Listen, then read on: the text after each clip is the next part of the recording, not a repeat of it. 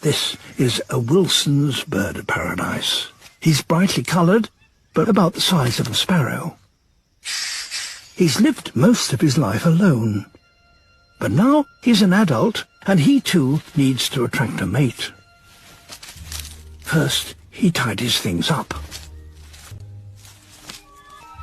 His stage is set, and now he must hope a female hears his call. He can wait here for weeks on end.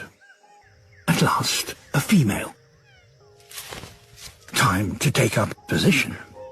She will judge him by the brightness of his feathers. But for the female to see him at his best, he needs her to perch directly above his stage, under the light.